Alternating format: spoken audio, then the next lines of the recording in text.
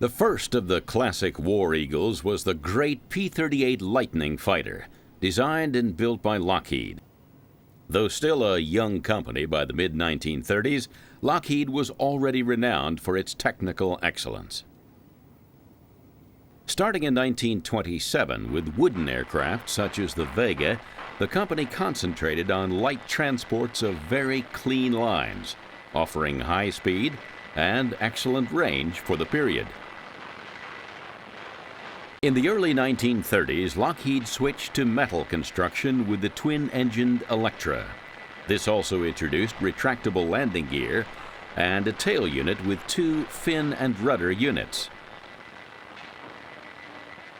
The Electra paved the way to the smaller but faster Electra Junior and the larger and faster Super Electra. The latter was also developed into the Hudson Maritime Reconnaissance Aircraft for military service with Britain's Royal Air Force. A key figure joining Lockheed's payroll at this time was the young Clarence L. Johnson. Kelly Johnson was a far-sighted aeronautical engineer, destined to play a dominant role in Lockheed's rise to become one of the world's most successful aviation companies, even after his formal retirement in 1975. But in the second half of the 1930s, Lockheed had little experience in building warplanes for the U.S. Army Air Corps, as the U.S. Army Air Force was called up to mid-1941. The Air Corps' newest single-seat fighter at this time was the Curtiss P-36 Mohawk, with an air-cooled radial engine. But only a limited number were built before the P-40 Hawk series, a more advanced development, with the Allison V-1710 liquid-cooled inline engine entered service in 1940. Maximum early speed was 345 miles an hour and a range of 730 miles on internal fuel. Armament comprised 6 .303 machine guns. Kelly Johnson, together with more senior Lockheed design engineers, such as Richard von Hake and Hall L. Hibbard, knew that Lockheed could do better, despite the company's comparative youth and modest size.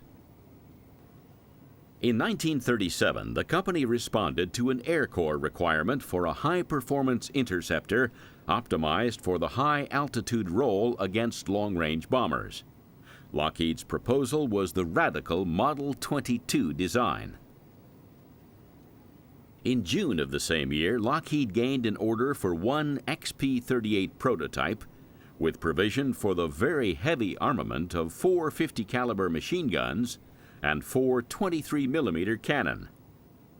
Design work shifted gradually from pencil and ink drawings to more formal blueprints as the design was finalized. At the same time, the company continued production and further development of its family of low-wing monoplane transports. Wind tunnel tests of expensive scale models were conducted at the University of Michigan. These provided a mass of technical information. This data was of great value to the company's planned military aircraft as well as its civil transport series.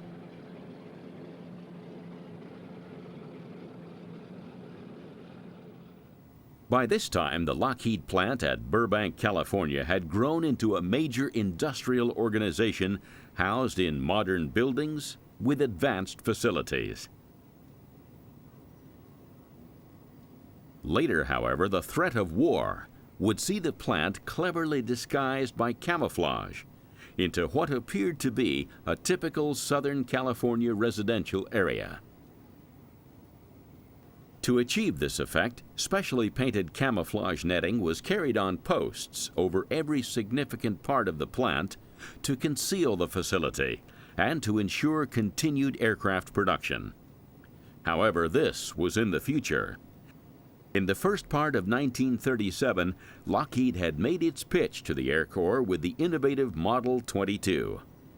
Even as company officials and Air Corps officers were discussing the technical merits of the new design, Lockheed was thinking about ways in which the production line could be organized and operated for maximum efficiency. In the absence of a single engine giving the required power, Hibbard's design team had opted for two V-1710 engines carried on booms and driving counter-rotating propellers. Each engine was boosted by a turbocharger to provide the required performance at altitude. What emerged, therefore, was America's first heavy twin-engine fighter. The agility of a single-engine fighter was sacrificed to outright speed and altitude performance, with notably heavy armament. With basic design work complete and the XP-38 contract signed, Lockheed's Burbank plant started work on building the prototype. There was really nothing wholly innovative in the XP-38 structure. It drew on the company's now considerable highly mechanized experience with light alloy sections. These were cut, milled, and pressed to create the sets of components. These component sets were then carefully assembled by the company's skilled engineers on the production line. As the airframe approached completion, the two V-1710 11 or 15 engines were bolted onto the front of the booms ready for their cowlings to be installed. Finally, their propellers would be fitted. The all-up empty weight of the YP prototype was 11,000 pounds. The weight of the final L and M models with upgraded 1,600 horsepower Allison engines was a massive 21,600 pounds.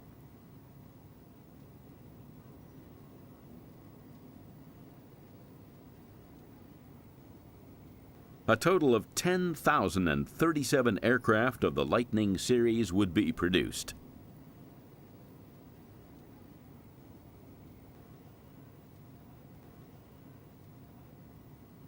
The Lightning was a very pleasing but comparatively large airplane.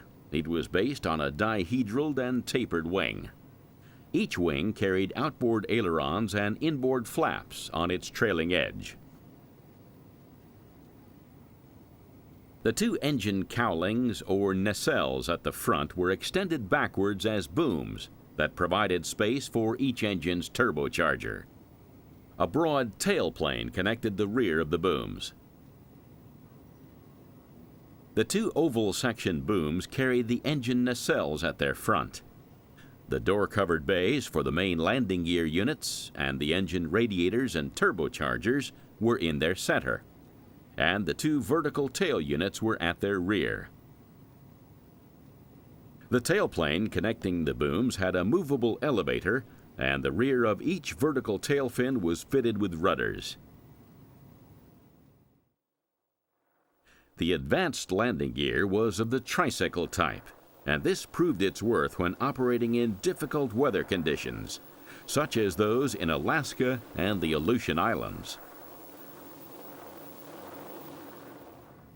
The cockpit was located in a central nacelle, together with the nose landing gear and the fixed armament which fired straight ahead. The cockpit was conventionally laid out for a fighter, although, of course, with paired engine controls. Based on Lockheed's experience with commercial aircraft, the pilot flew the fighter using a control yoke rather than a central column stick.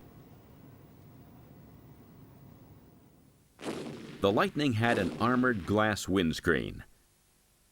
Extensive trials were carried out using a 20-millimeter cannon, and these confirmed the substantial protection that the windshield offered.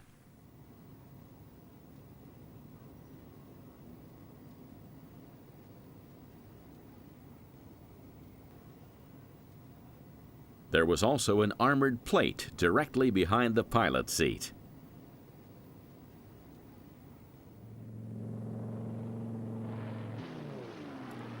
After some flutter problems had been solved, the Lightning proved to have good handling characteristics. Though the P-38 was not spectacularly agile, it presented its pilots with no particular problems.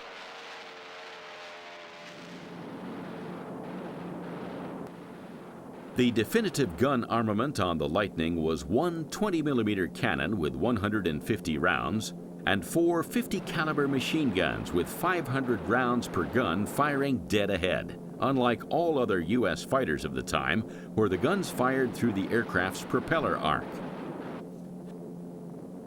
This firepower was enough to deal with most German fighters and could shred the structures of the more lightly built Japanese aircraft.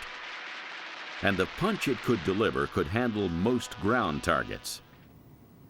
Two underwing hardpoints could carry drop tanks or bombs up to a weight of 1,000 pounds, or on later variants, 1,600 pounds of ordnance. Later aircraft also had provision for 10 5-inch rockets under the outer wing panels. The ability to carry bombs and rockets in addition to the fixed guns made the Lightning a potent weapon against surface targets such as parked aircraft, all types of ground vehicles, and even small ships. The XP-38 first flew on the 27th of January 1939, and on the 27th of April of the same year, the Air Corps ordered 13 YP-38 service test aircraft. The structure was revised slightly for easier manufacture. V-1710-27 and 29 engines, rated at 1,150 rather than 1,090 horsepower, were fitted, and the armament became one 37mm cannon, as well as pairs of 50 and 30 caliber machine guns. The first YP-38 flew on the 16th of September 1940. By this time, the new fighter had been ordered into production to meet British as well as U.S. requirements. Manufacture and delivery were at first slow, and the last YP-38 was not delivered until June 1941. A few aircraft with 2 seats speeded pilot training. The first full production variants were the P-38E and P-38F, the latter with 1,125 horsepower engines and provision for 2 underwing bombs. Later variants introduced steadily more powerful engines. By mid-1942, the Luftwaffe's Focke-Wulf FW-200 Condor maritime reconnaissance bombers, operating in conjunction with the U-boat Wolfpacks, were the scourge of Allied shipping on the vital convoy routes across the North Atlantic. On the 14th of August, a P-38F based in Iceland with the 27th Fighter Squadron shot down a Condor. This was the first German warplane to be shot down by what was now the U.S. Army Air Forces. This U.S. success marked an early development in the Allied ability to operate against the German aerial raiders deep into the central Atlantic. Lightning fighters for the 8th Army Air Force started to reach Great Britain for the 1st and 14th Fighter Groups in June 1942. Some of the fighters were flown across the Atlantic by stages with the aid of drop tanks, while others were cocooned and shipped for assembly in Great Britain.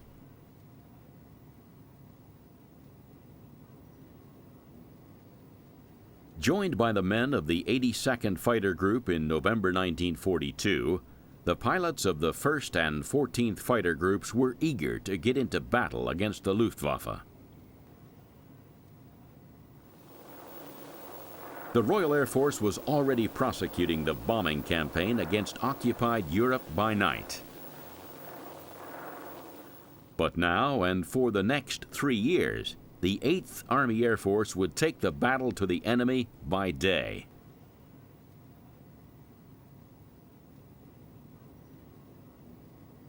The task of the Lightnings was to escort Boeing B-17 Flying Fortress bombers on their first daylight sorties over German-occupied northwest Europe, and then later, it was hoped, on longer sorties against targets in Germany itself.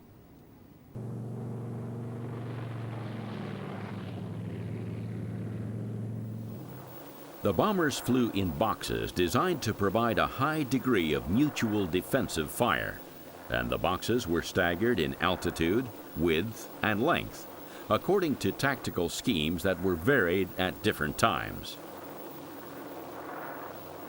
The bombers were armed with large numbers of .50 caliber machine guns and could generate a substantial volume of fire.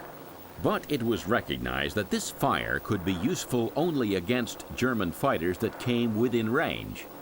So, an escort of fighters was provided to tackle German fighters as they formed up beyond the bomber boxes before making high-speed firing passes. The bomber formation flew a course designed to avoid the heaviest concentrations of German anti-aircraft fire and to confuse the Germans about the likely target. The shorter-ranged fighters of the period, such as British Spitfires, operated a relay system so that useful numbers were always with the bombers at their times of greatest German threat.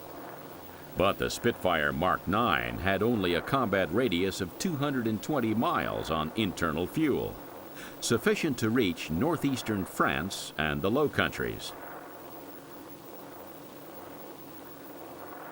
Complete surprise was almost impossible, for German radar stations in most cases spotted and reported the size, altitude, and bearing of the bomber formations.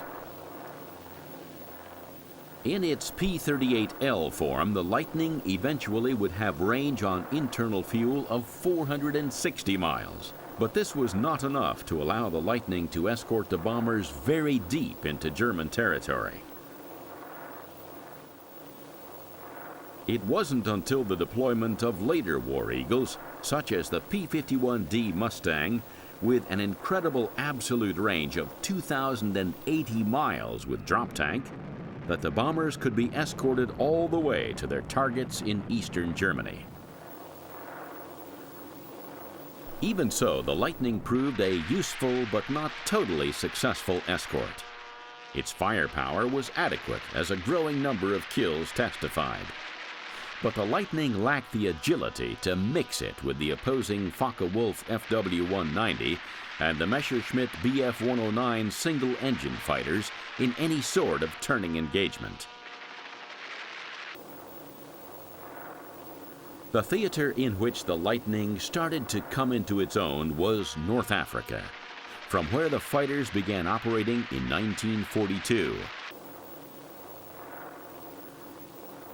Over North Africa, and then from July 1943 over Italy, the Lightning emerged as a first-class ground attack fighter.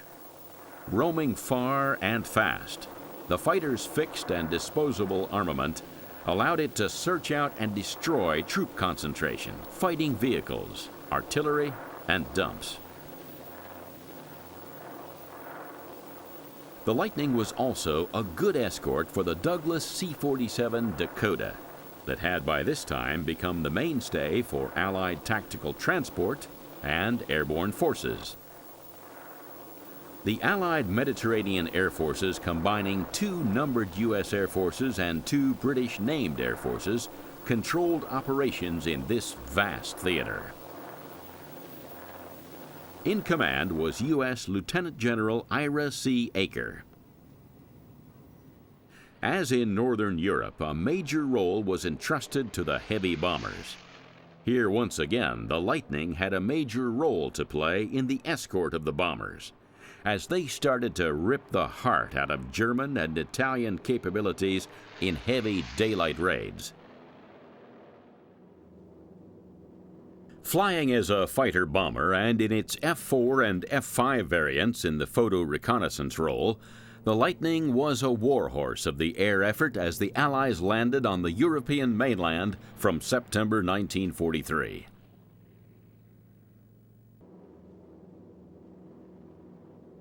The Lightning squadrons moved forward behind the ground forces. From here, they could respond swiftly to emerging threats, or loiter as long as possible over the front line to be called in when needed.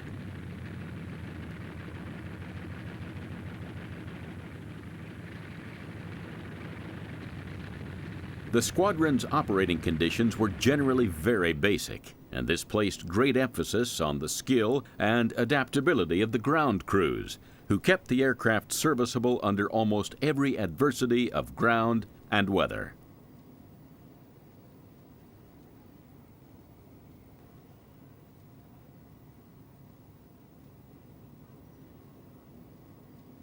Inevitably, there were aircraft casualties, but the ground crews showed great ingenuity and skill in cannibalizing these machines for spare parts to keep other Lightnings airworthy.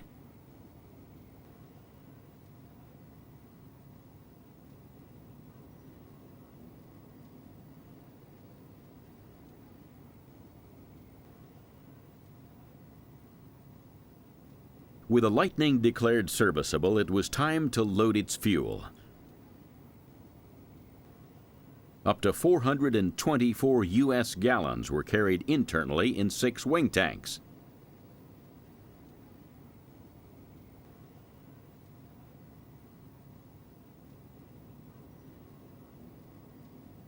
And when these had been filled, up to 600 U.S. gallons could be pumped into the 2 drop tanks that could be carried in place of bombs.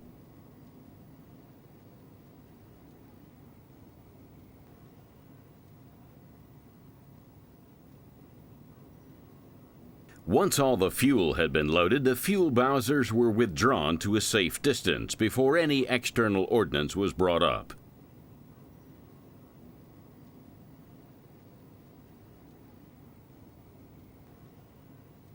On shorter range sorties, when drop tanks were not needed, 2 500, 1,000, or 1,600 pound bombs could be carried.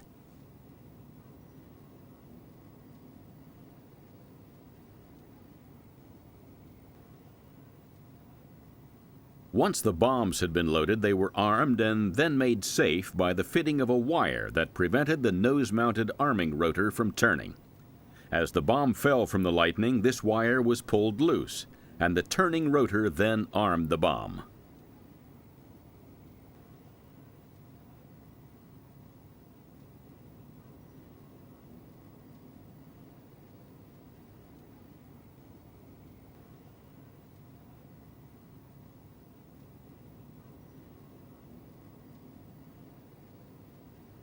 As the ground crews checked, fueled, and armed the Lightnings, the pilots were being briefed and then headed off to their aircraft.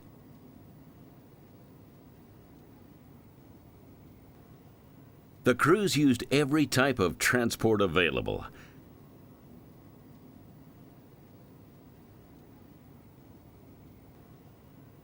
The trip to the aircraft might be relatively short, but the men's camaraderie was clearly evident.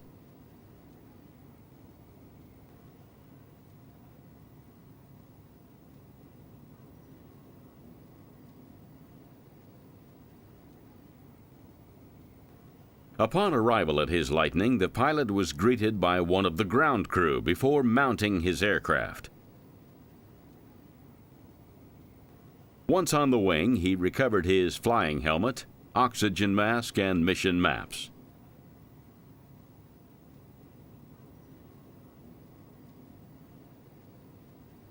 For many pilots, there was a final good luck pat for the personalized nose art, which adorned so many of the fighters. The pilot boarded his machine over the port wing route and then clambered into the cockpit with his parachute pack fitting into the seat.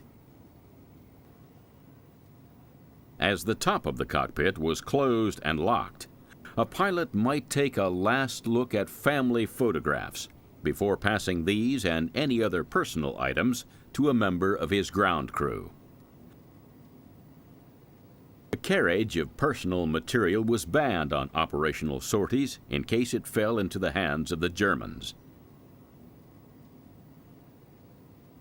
Finally, the pilot checked that there were no smears or other marks on the cockpit transparencies, and that all seemed well with the Lin 3 reflector gun sight behind the bulletproof windscreen.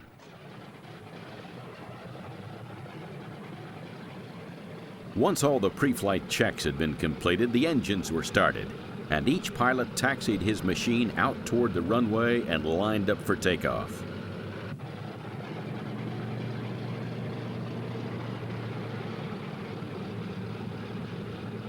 On the signal from the control tower, the Lightning accelerated down the runway into the wind, lifted off, and as soon as possible retracted the landing gear and raised the flaps.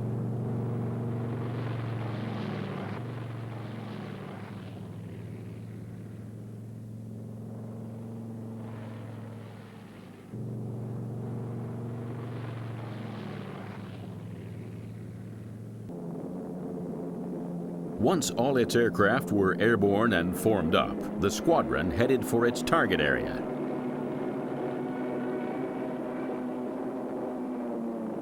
Here, the pilots might have been briefed to attack and destroy a specific target, such as a German defensive position, or a bridge, or to roam in search of targets of opportunity, such as road and rail transport.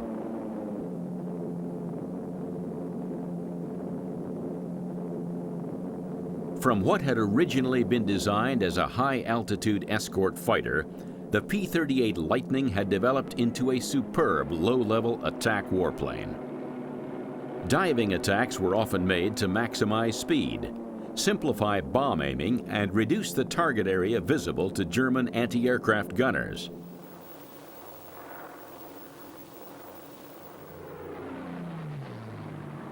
Once the Lightnings had returned, each was turned over to its ground crew once more to be readied for the next sortie.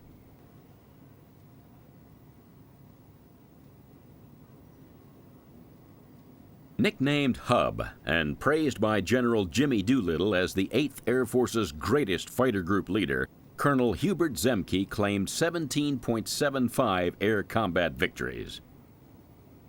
While leading the 56th Fighter Group, which pioneered the P-47, Zemke developed considerable leadership and tactical skills.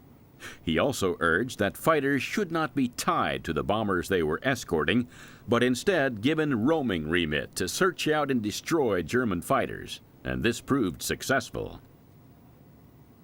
In August 1944, Zemke was transferred to lead the 479th Fighter Group, the last P-38 outfit in the 8th Air Force. The group was one of the least experienced in the 8th Air Force. Zemke capably passed on the lessons he had learned with the 56th Group and was instrumental in developing his pilots' tactical skills, 2 of the group's pilots becoming Lightning Aces before the group converted to the P-51. As long as the weather was right and there was sufficient daylight, the Lightnings were ready to head out in search of the German targets and defenses that might hinder the advance of the ground forces the fighters were supporting.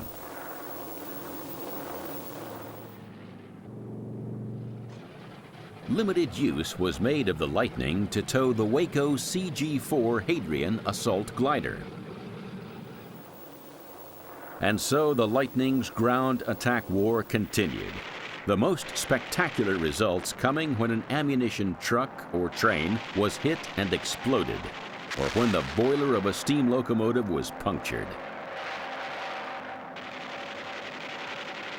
The sound, and then the sight of the Lightning at low altitude, came to be something the German forces feared, both on and behind the front line, and they nicknamed it the Fork-tailed Devil.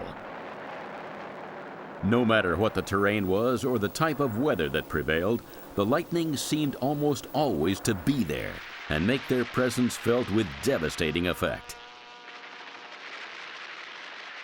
And if the sound and sight of the Lightning were things that struck fear into the hearts of the Germans, their presence also heartened the Allied troops that these powerful fighters were supporting.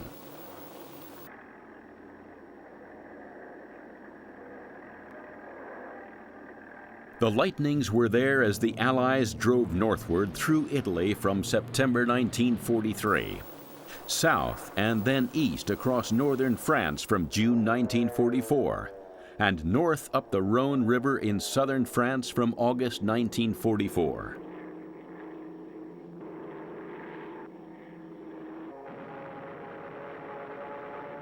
And as the Allies closed in on Germany and then punctured its border defenses to drive deep into western Germany, the Lightnings kept up their good work.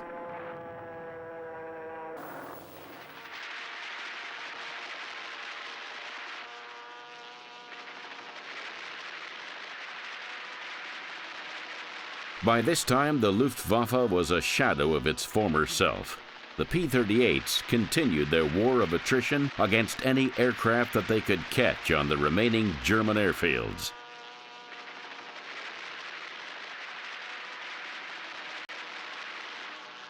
Soon the Allies would have total air superiority over Northern Europe.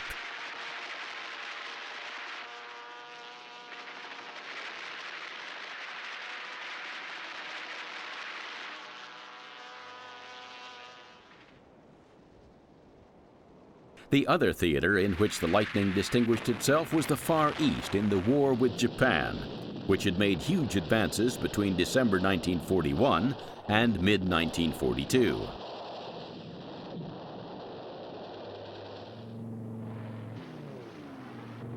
Even more so than in the war with Germany, the advantages enjoyed by the Lightning were its good firepower, strong structure with good protection for the pilot and essential systems, and the reliability offered by its twin-engined power plant.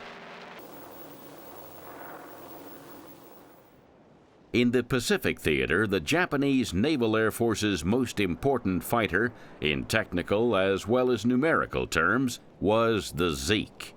This was the Allied reporting name for the Mitsubishi A6M Ryzen.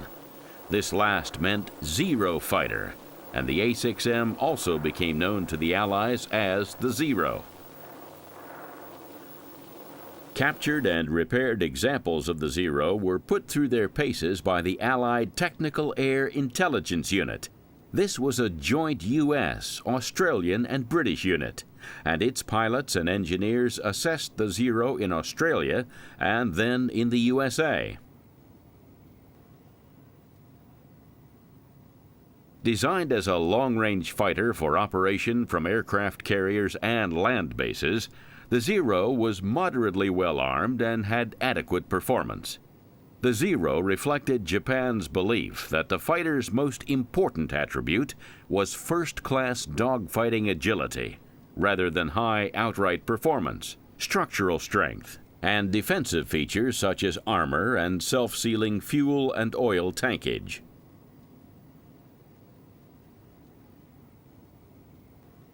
The ATAIU rated the Zero as an excellent dogfighting airplane as a result of its low wing loading and comparatively high power loading.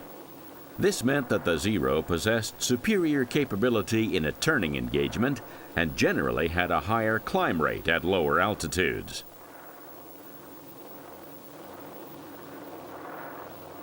On the other side of the technical coin, however, the ATAIU's evaluation confirmed that the Zero was too lightly built to survive anything but light combat damage.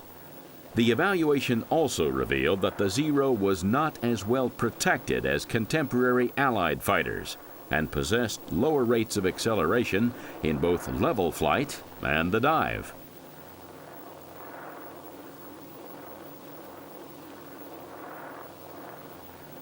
Evaluation of the Zero by technical teams was paralleled by comparative flight trials.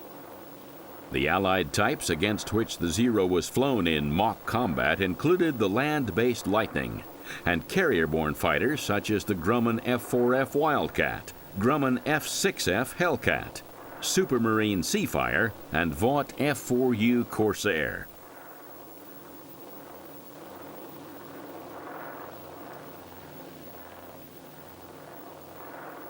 These trials confirmed that while the Japanese fighter and its Allied rivals each had their particular advantages and disadvantages, in general, the more highly loaded Allied fighters had the edge when flown by experienced pilots using the right tactics.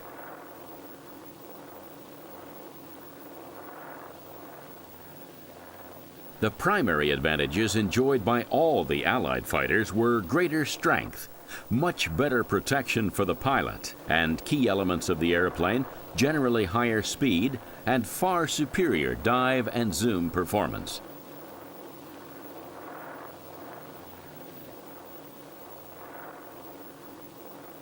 Translated into combat tactics, this meant that the Allied fighter should avoid entering any form of turning engagement with the Zero and other Japanese fighters.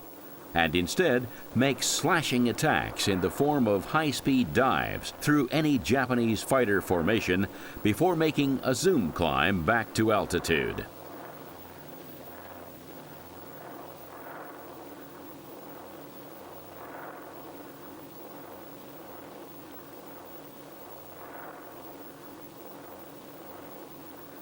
The Zero was by far the best naval fighter in the world at the time of its introduction in 1941. Captain Eric Winkle Brown, one of the ablest of the British test pilots, concluded that, "I don't think I've ever flown a fighter that could match the turn rate of the Zero. The Zero ruled the roost totally and was the finest fighter in the world until mid-1943.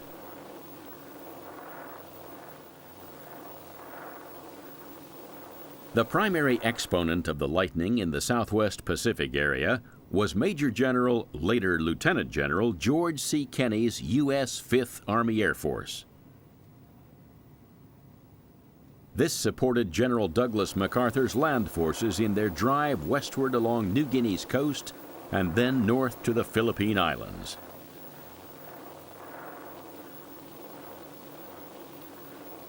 U.S. pilots soon learned from combat experience how to exploit the capability of the Lightning, and a classic victory came on the 18th of April, 1943.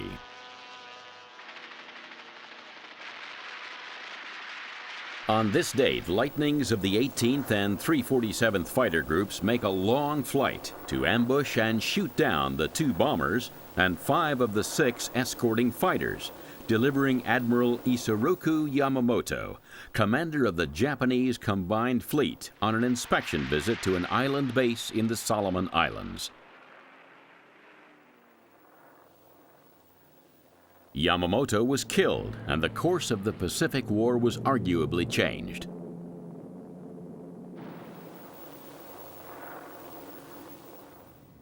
Just as important as the Lightning's numerically superior fighter variants were the F-4 and F-5 photo reconnaissance models. In these, the nose-mounted armament was removed to provide volume for camera equipment.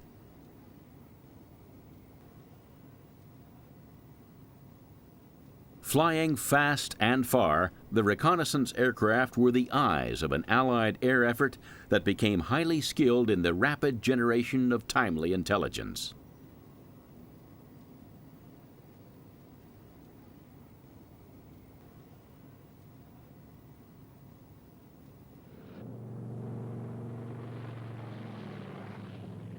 The Lightning's ability to maintain flight on just one engine was of literally vital importance to pilots operating over the vast sea, and great land areas in which jungle and mountain meant that a forced landing was likely to be fatal.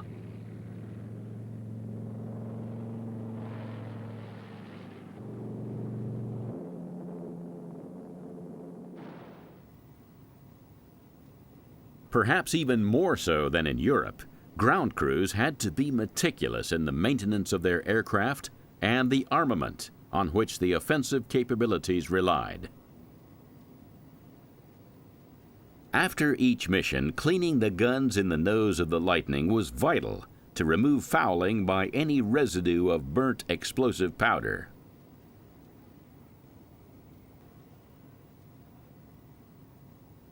Extemporization was required right across the board, and this was as true of accommodation as of maintenance. The fuselage of this wrecked Curtiss C-46 Commando transport, for example, was adapted as a workshop.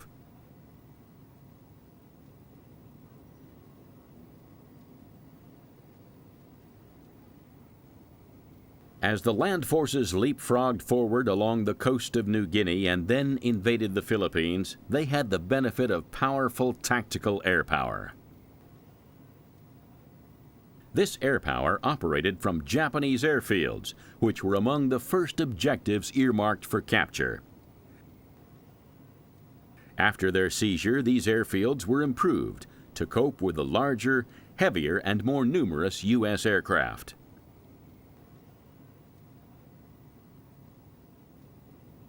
other airfields were carved out of jungle and coastal coconut plantations, and boggy surfaces were overlaid with metal matting to provide safe maintenance areas and adequate runway lengths.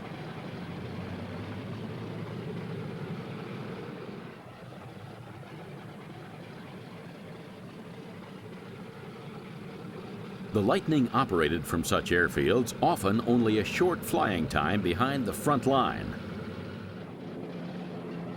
As Japanese fighter strength was steadily whittled away, the Lightnings could be switched increasingly from the air combat role to ground attack, in direct support of the U.S. Army's infantry and armored formations.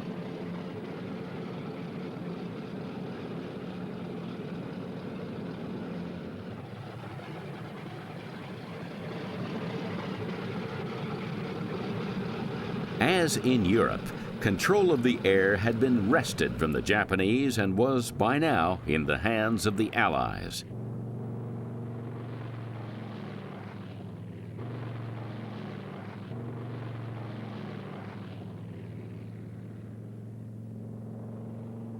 Lightning pilots became extremely skilled in the location and destruction of Japanese strongpoints.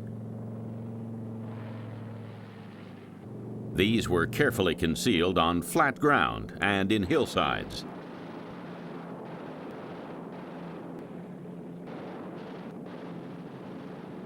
Pilots also searched out and destroyed the light coastal and river vessels on which the Japanese relied for the movement of men, equipment, and supplies in areas deficient in major road and rail networks.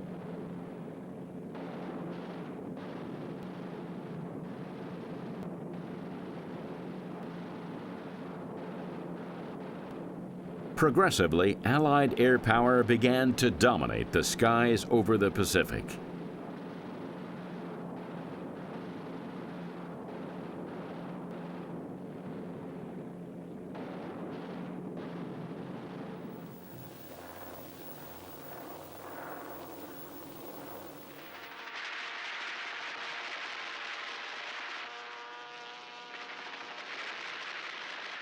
There were many Lightning aces in the war against Japan in the Pacific, and to a lesser extent Burma and China.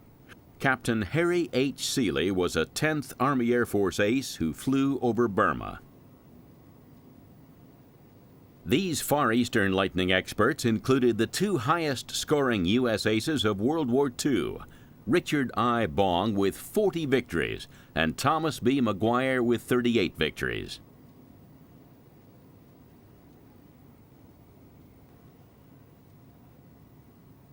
Bong joined the U.S. Army Air Corps in May 1941 and in September 1942 reached Australia to join the 49th Fighter Group near Darwin. As a pilot of the group's 9th Fighter Squadron, Bong achieved his first two victories over New Guinea on the 27th of December as the Lightning made its debut in the Southwest Pacific area.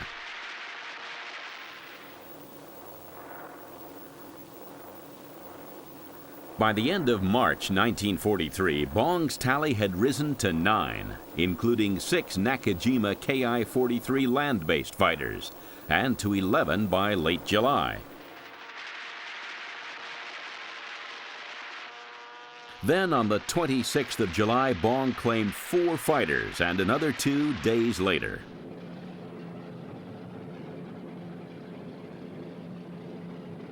Out of combat for 2 months pending the arrival of more aircraft, Bong returned to action in October. He gained 5 more victories by early November before he left for the U.S. on leave.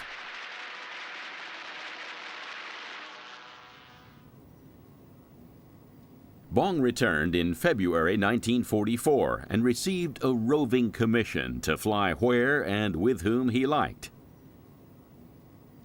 Bong now accelerated the pace of his air campaign, raising his score to 27 by mid-April and thus becoming the official U.S. top scorer.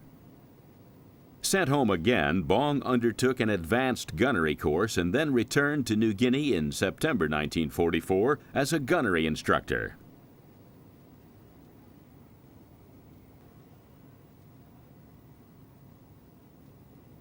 Bong, in fact, continued to fly in combat and scored another 5 victories during September, 3 in November, and 5 in December, raising his score to 40.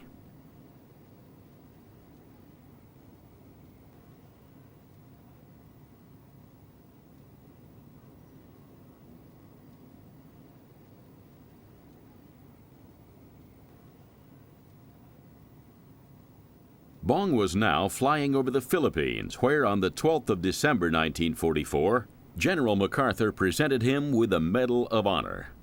The citation read in part, "For conspicuous gallantry and intrepidity in action, above and beyond the call of duty, in the Southwest Pacific area, from 10 October to 15 November 1944. Though assigned to duty as gunnery instructor, and neither required nor expected to perform combat duty, Major Bong voluntarily and at his own request engaged in repeated combat missions, including unusually hazardous sorties over Balikpapan, Borneo, and in the Leyte area of the Philippines.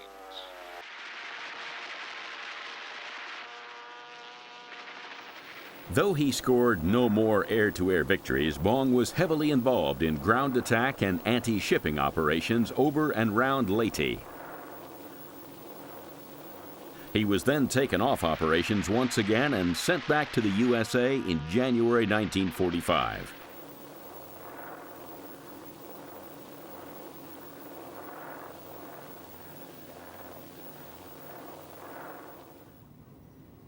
Here, Bong became a test pilot on the new Lockheed P-38 Shooting Star jet fighter. But taking off in one of these aircraft on the 6th of August 1945, just before the end of the war, he suffered an engine flameout, crashed, and was killed.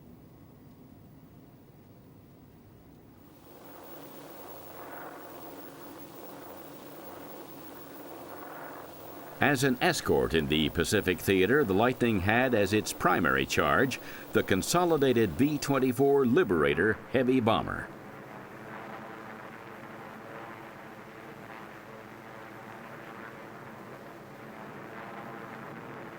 Pilot to crew, check in.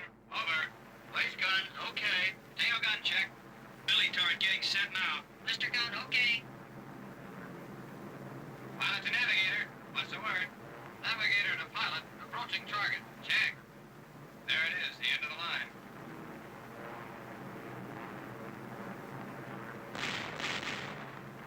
Place gun to pilot. Back at 7 o'clock. Coming in close. Okay, Jimmy, I see it. Pilot to bombardier. Take it over for the run. Right.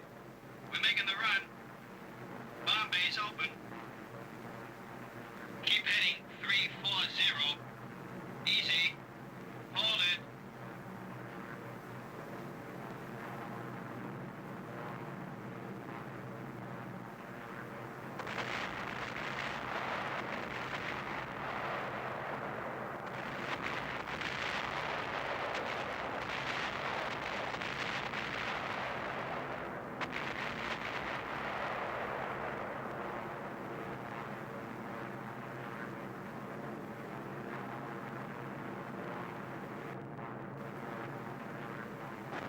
Mr. the pilot, phosphorus bombs popping all over the place.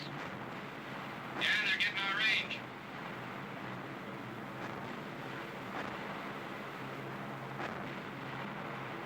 We've been hit. There goes our left inboard. Alpha reader calling formation leader. Rear reader calling leader. Inboard engine gone. Looks like we gotta leave you. Over. Well, there they go. Pilot to crew. We're on our own. Bandits bouncing from 9 o'clock high. Bandits bouncing from 9 o'clock high.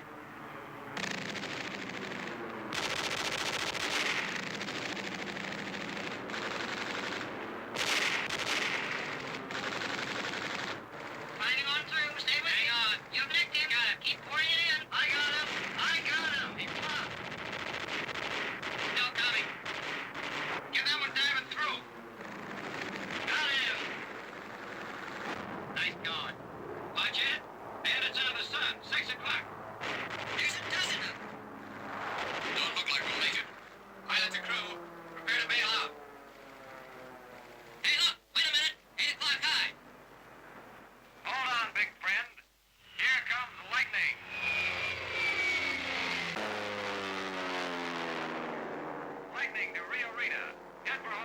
and we'll take care of you.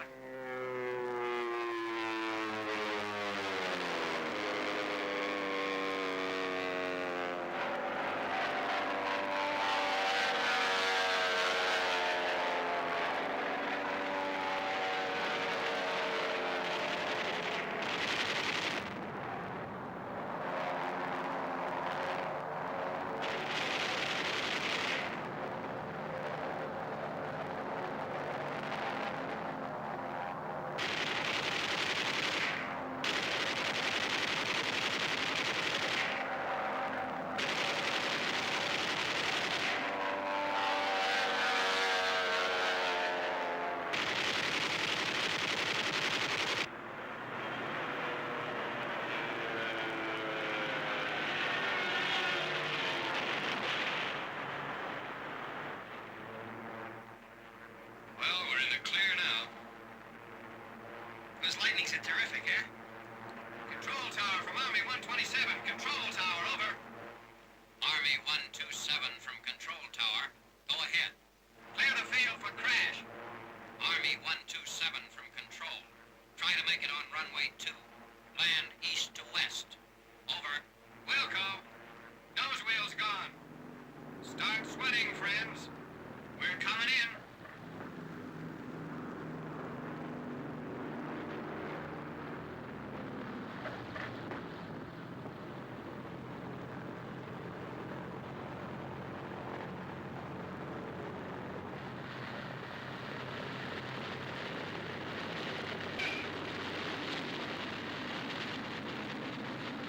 Hang on, boys.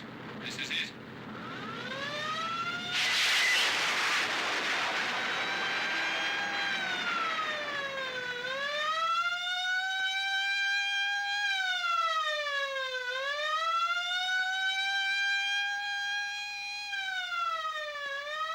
Control tower from Lightning 67. Request emergency landing. Lead plane on fire.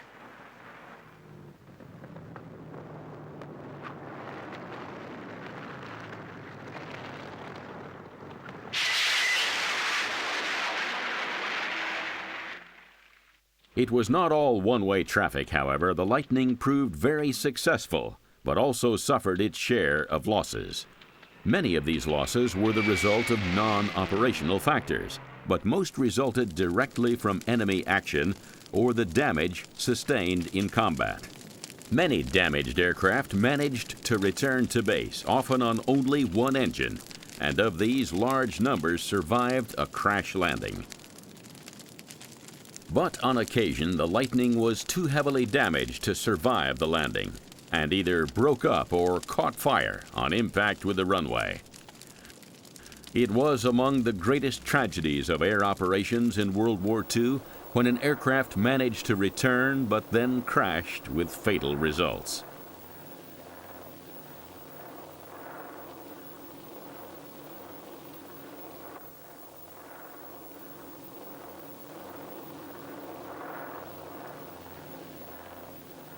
Ultimately, though, the P-38 Lightning played a huge role in the Allied victory in World War II.